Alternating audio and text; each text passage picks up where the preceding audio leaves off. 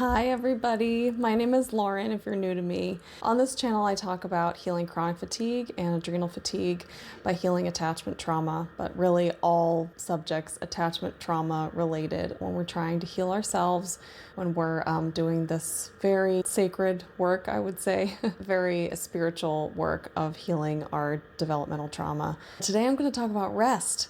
It's a huge topic when we are working with chronic fatigue and adrenal fatigue, any kind of fatigue illness. Before I get into that, I wanted to say thank you to all of you for your kind and supportive words. After my last video about powerlessness and my injured shoulder, and it was a vulnerable one, and I just appreciate all your support because it can feel scary to put out vulnerable videos like that. So I appreciate all your kind words. Thank you. It meant so much. I will also say, since that last video, I've been doing wonderfully. That powerless state, although I've been in that place so many times, for whatever reason, that particular moment was part of a sequence of events, a sequence of releases that just kind of snowballed after that. And the shedding that's been taking place in the last few months has been more rapid than I have ever had it happen. It's definitely unprecedented for me personally, and please let me know if that's happening for you. We're really in intense energetic times, and a lot of things are shifting, a lot of things are coming up to the surface, a lot of things are releasing, and that doesn't always have to mean tears. Things can shift in many different ways. Through emotionality, through psychological exploration and realizations, through somatic work. There are so many different pieces, nervous system work, cognitive work, deep evaluation of our own values, what we really value in this life, shedding what has been programmed in, keeping the things that we want, the things that we truly do value that are in tune with what we believe in our hearts, and then shedding the rest. That includes our parents and our upbringing, but it also includes our schooling and our culture. There's just so much. So the shedding process is really a big topic. For me, lately, it's just been shedding a lot of tears. And I've been able to get into new spaces of my psyche that I had never gotten into before. And it's been revealing so much. And it's resulted in incredible healing, incredible shifts that I'm noticing internally and externally. So I've been very focused on my internal world recently as a result. But it has brought up the subject of rest a lot. Because when we're shedding a lot, whatever form shedding takes, we need the rest. Now, if you have chronic fatigue or adrenal fatigue, there comes a point where you don't have a choice in the matter. You have to rest. There's no choice. You must rest. The body is calling to rest all the time, and yet there's no amount of rest that gets rid of the fatigue. But there's some profound wisdom in the calling for rest. There's a metaphor in there, I believe. If we look at fatigue overall, fatigue as a general illness, what is it saying? If it could speak, what would it be saying? Well, there are a few things that resonate for me. One is, you're carrying too much. The feeling of fatigue can feel like you are carrying a mountain. You are literally carrying a gigantic weight on you. The metaphor is that the weight is energetic, the weight is emotional. It's an emotional burden that's on your back, that's on your legs, on your arms. That heaviness that's inside of us when we have chronic fatigue. We are carrying the weight of the world. If we put that into childhood terms, we're carrying the weight of our family. We're carrying the emotional weight of the family, of the parents. As a child, you took on the emotional stuff of your parents because they weren't able to carry it properly themselves. And that's not their fault. It's often a problem with the times, the culture. That wasn't available ways of healing. Doing this kind of healing work wasn't available or valued. And so people just had to deal with it. They just had to cope the best they could. And as a result, trauma got passed down, generation to generation, and everybody's doing the best they can. But as a sensitive child, a highly sensitive child, probably an empath, you took on all of that emotional burden yourself. There was no way to release that and move it through like we need to be able to, and so it just sat. So we're carrying the weight If that's a way to describe fatigue, then what is the kind of rest that we need? Rest, when we talk about rest, we're talking about laying in the bed, laying on the couch, turning off our minds, taking a bath, taking a walk, whatever your physical body is capable of doing. The common definition for chronic fatigue is a type of deep fatigue that no matter how much you rest, you can't recover. You don't get better. It's not sufficient to get you to a place of recovery. Well, maybe that's because that's not the type of rest that you need. What if the type of rest that you need isn't the physical rest? Now, we do need that too, and I'll get to that.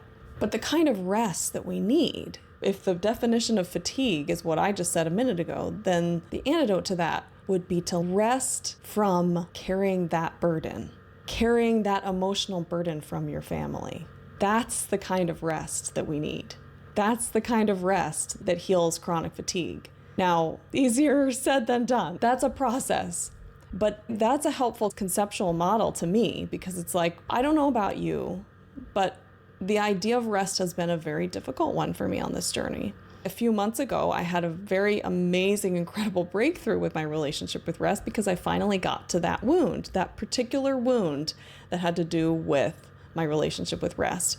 But before that, all the years, the 10 years that I had chronic fatigue, I loathed myself for having to rest. And I can feel the disgust in my face. It's like the disgust towards the self, that I shouldn't need rest. Other people don't need rest. Why do I need rest? Feeling like I'm weak. There's something wrong with me. I'm not strong like other people are. I am not resilient like other people are. All of that was false, but it came from that original story from childhood of what rest represented. For me, it was tied with self-worth. Of course, because everything usually is tied with fatigue.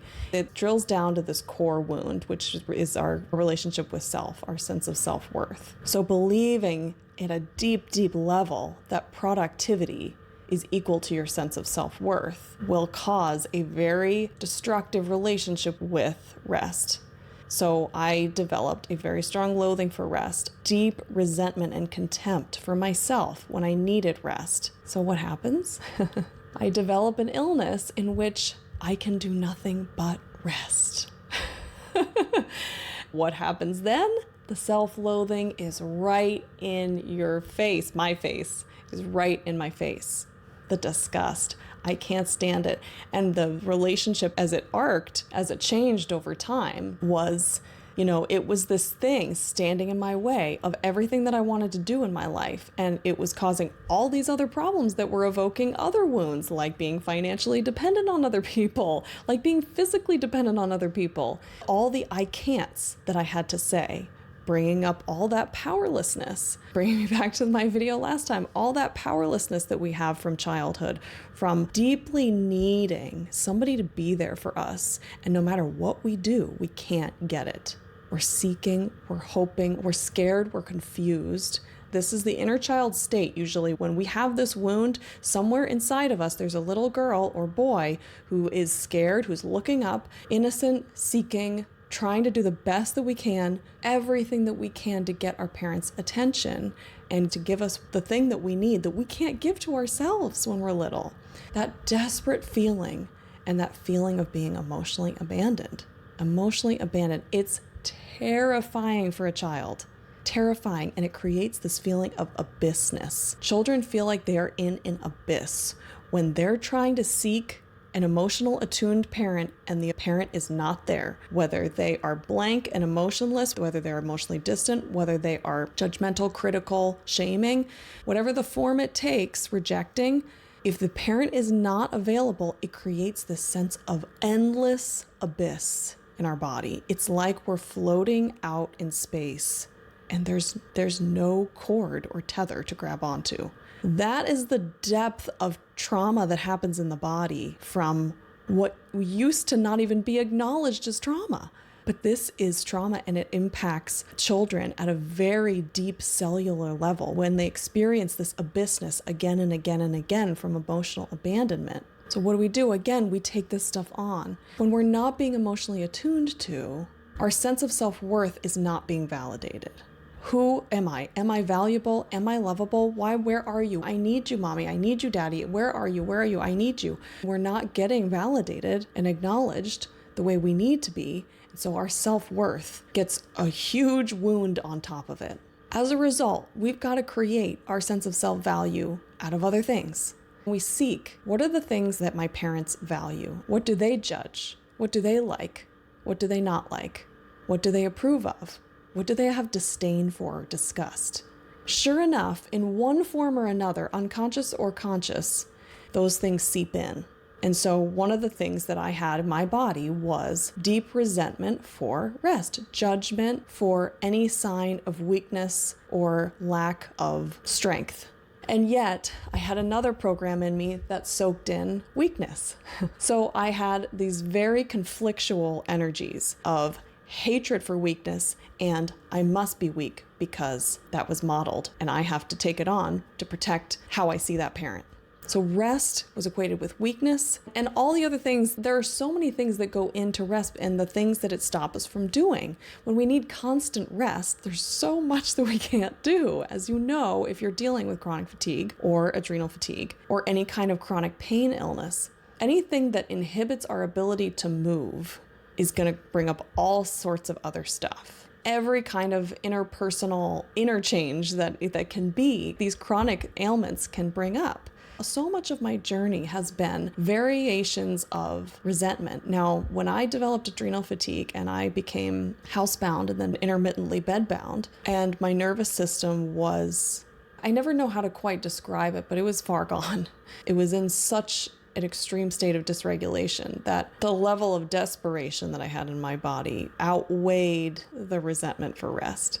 That brought me to a point of deep surrender. I felt like I had no choice but to surrender to deep rest and to just rest and rest and rest and rest and rest.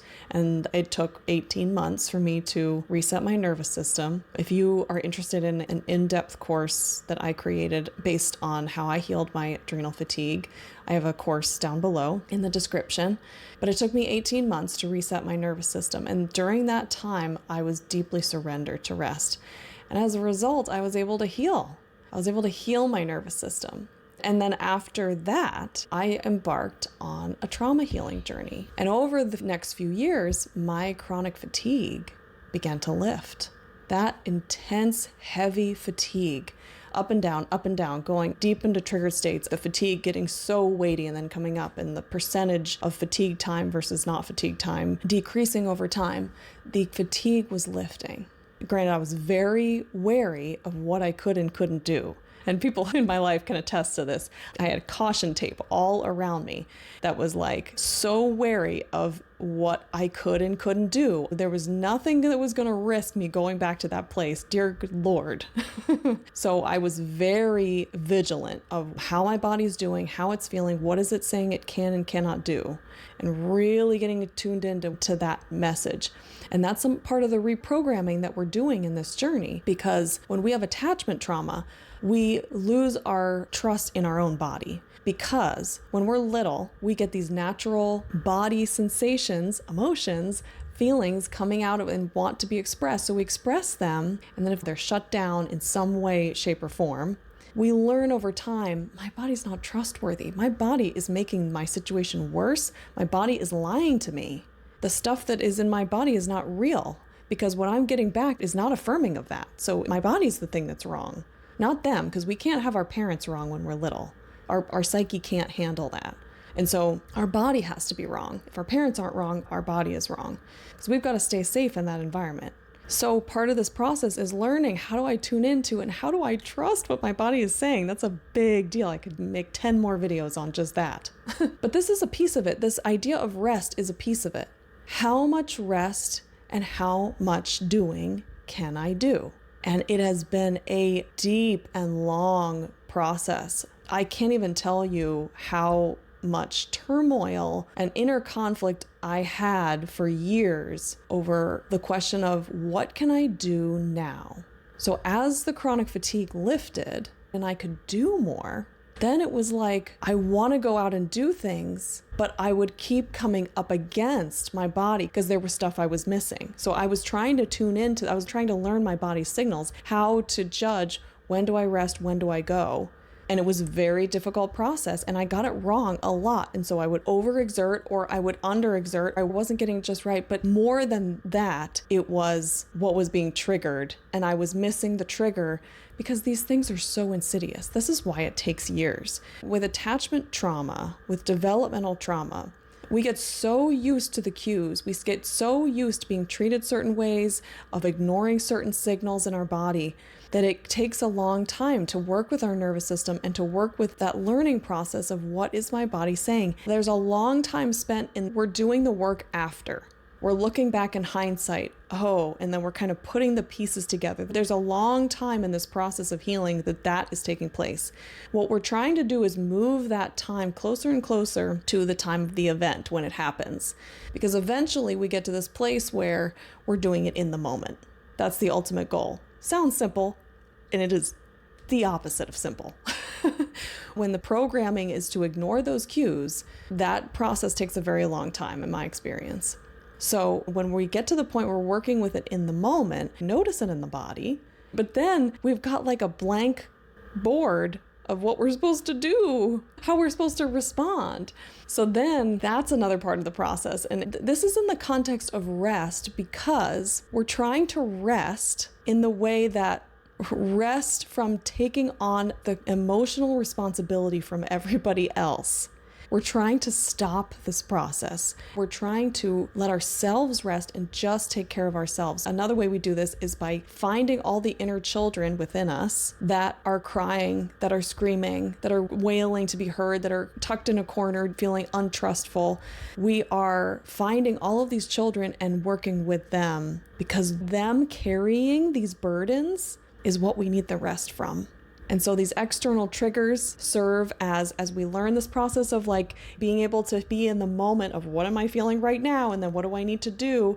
And then there's a time where we need to go back away, go to our room, go to our safe space, and then go into that inner child and be like, what is she or he feeling? What is going on there? And then process and grieving and releasing and screaming and pounding and shaking and crying and crying and crying and crying. So the rest that I'm talking about both kinds of rest. I'm talking about the kind of rest that's the physical rest, and that I'm talking about in terms of being able to listen and really understand what is the body telling me. What kind of rest do I need? Do I need physical rest or do I need emotional rest? And by emotional rest, do I mean the current emotional territory that I'm walking through in my house, in my family dynamic, in my friendships, in my relationships? Or is it a rest where actually the things here are probably fine, or maybe they need to be tweaked or, spoken to somehow, but the real stuff is back then in the past? Is that what I need to rest from? And if that's what I need to rest from, then I need to go and do inner child work and parts work and psychological investigation of where is this wound coming from. So rest is actually a very complicated topic because we can often have resentment for the rest and we have resentment for the fatigue. Very common to have resentment for fatigue because it's causing us so much misery. So then how do we work with that? Well, we find these inner children. That's, in a nutshell, that's what I would say. We find these inner children and how to work with them. If you ever want help working with them, I'm always here for one-on-one coaching. You can do that on my website. You can book a call on my website, laurenvorhees.com. The first initial call is free and then paid after that. I love doing inner child work, parts work, inner sessions, but also a lot of cognitive investigation or nervous system work. It depends on where your body is and what your body is calling for. All of the parts are essential and important and beautiful and part of the process, but we've got to feel out where is your body right now. So one of the things I want to invite you to do is just question, what is my relationship with rest? How do I feel towards rest? No matter what the answer is, where did that come from? Why do I feel that way about rest? If you feel the way I did, that deep resentment, and I'm telling you years, I felt that resentment. Years. It was only up until a few months ago that I had this big breakthrough. If you have resentment towards it, it's never going to go away. That's the irony about these kinds of illnesses that very commonly hit highly sensitive empath people. really all chronic illnesses have this like deep irony, painful, excruciating irony that it's like creating the thing that we fear the most. Because that's what we experienced back then. And we were trapped with it because nobody was helping us feel those and process those emotions. So for me, that resentment was there for a very long time. Over time, as I've been doing trauma work, grieving, anger work and rage work, shame, lots of shame work, so much emotional processing, all that work, my relationship with fatigue and rest was improving over time. And I was doing a lot of cognitive work to love this part of me, to embrace this part of me. And I was seeing positive impacts of that, but it was inches. I was inching. And it felt like millimeter by millimeter. I just kept running up against this experience over and over and over again, that so clearly my field was not accepting rest. And eventually it turned into this like running up against hitting time. Because when I would try to add in rest to my day, it never worked. And I was always falling behind on everything else. Again, it brought up resentment towards rest because it was like the thing standing in my way of doing what I want to do. My body needing rest. But when we rest just because we have to, it doesn't really do the trick. I mean, it helps. But this feeling of being high maintenance too, of like, I spend so much time, I give my body and my mind and myself, my inner children, so much attention all the time. And it feels like it's never enough. It feels like it's never enough. Like, how much self-care can I give? It's never enough. There's this feeling of it's never enough. I'm sure some of you can relate to that. And it's very frustrating. But it's because we haven't gotten to the thing that we actually need the rest from. There's an inner child somewhere in there that we haven't quite seen yet. And that doesn't mean that we've done anything wrong at all. And that's another topic for another video, is there's never any wasted time. There's never any wasted time on this journey, and it feels like it. And there's a lot of grieving we have to do about time, about lost time, the feeling of lost time. But there never actually is any wasted time, because the truth is, when we've got our intention in this direction of healing, it's happening in the time that it needs to happen. Resistance is being released in the time that it needs to be released. Everything is perfectly timed. And so if we haven't gotten to that wound yet, there's a reason. And it's not your fault. It's just the process that you're going through. And there are things that we need to see first. We need to go through first. That our body needs to build a level of trust to release that, to show us that. Everything is divine in this process. It is one of the big lessons I've learned. The big shift that I referred to recently, it's been 15 years since I developed chronic fatigue, and I've hated with a burning passion my need for rest since I was 22. And it was really only just a few months ago that I got to the child. I finally got to that specific child and that wound. And it came from all this remarkably rapid shedding that's been happening since the beginning of 2025 for me, almost 3 months of just crying almost every day. But somewhere within that time, I realized, oh my God, I love rest. I love rest. I love rest. And this word luxurious started coming into mind. It's like, oh my God, this feels so luxurious. This feels so luxurious, being able to rest and just be deeply with myself. For the first time, it didn't feel like this sort of obligatory thing to go internally. I've got to go be with myself. I need to go. I need to see if there's a wound here. It's like obligatory. For the first time, somewhere in the last few months, it was like, all of a sudden, I love going into myself. I look forward to it. I'm like, when do I get to do that next? When do I get to go and see what's going on with my inner child? It's never been that way for me. For so many years, it was like, okay, I've got to go. I've got to investigate what this is. Okay, I guess I need to go. I need to go be by myself. I don't want to. But I need to. And I would do it, and I would do the work. I put in the work. I would do it. I would do it. I would do it. You know, it was like sort of plodding along. This is the work. This is the work. This is the work. And all of a sudden, all this shedding, and it's been on all areas of feeling critical, judgmental related wounds. Finding the source of those have just been massive, and crying it out. And it's transforming the way I feel about rest and being with my inner child.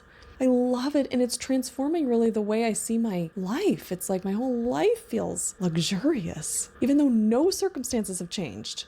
And I have never felt this way in my life.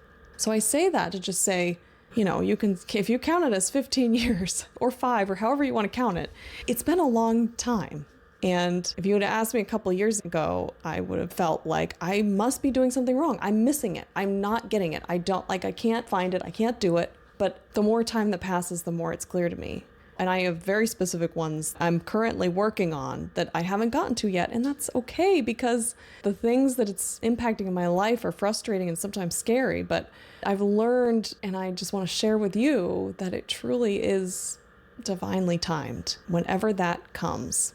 And sometimes that means we have to reach a level of surrender, but we can't force surrender. Forcing is the opposite of surrender. So we can't force ourselves to surrender. We've got to trust the process and just keep going. So this idea of rest, I invite you to ask yourself, what's your relationship with rest? And what is it that you truly need to rest from? Is it really the dynamics that are currently in your life? Might be, but if it is, it's because probably it's reenacting the dynamics from childhood. The thing that we really need to rest from are the burdens that we're carrying from childhood.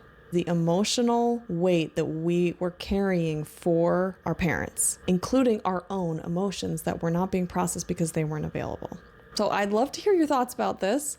Feel free to share in the comments what you think and what your relationship with rest is, and if any of this resonates with you. If you like this video, please press the like button. It helps other people find the video. Subscribe to my channel if you haven't already and you like this content.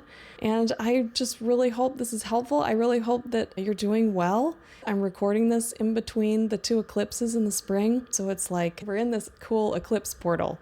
And that can feel amazing and transformative. It can feel like hell on earth. I've had plenty of eclipse seasons that feel like the latter, where I'm just like a trauma mess and I can't see straight because everything is so muddled in front of my face. And I'm just living out my unconscious programming and I can't get out. So if you're there, this will pass. And what can you do with rest? How much can you rest? Can you give yourself the rest that you need, physical rest? And how can you give yourself the emotional rest that you need? What part of you can you get in touch with and see in a way with more compassion than you have before? My favorite modalities for bringing more compassion are inner child work and parts work, because it carries information that we can't reach intellectually, in my experience. Yet there is so much to reach intellectually and cognitively in putting pieces together. So what can you do for yourself? Is it nervous system work? Is it somatic work, somatic experiencing? Is it parts work or inner child work? Is it talking to somebody? Is it just laying and listening to music and just wrapping yourself in yourself as much as you can? And if you're feeling resentment towards yourself, be easy on yourself as you can, because it's a natural repercussion of attachment trauma and you will heal it. Just keep going on this journey. So if you're feeling that in this in-between eclipse period, or if you're having some transformative experience or some very external experience where your world is being turned upside down, or if you're shedding like I have been and just lots of tears, whatever it is for you, I hope you're doing well. If you need any support, I'm here. You can reach me on my website, laurenvoorhees.com.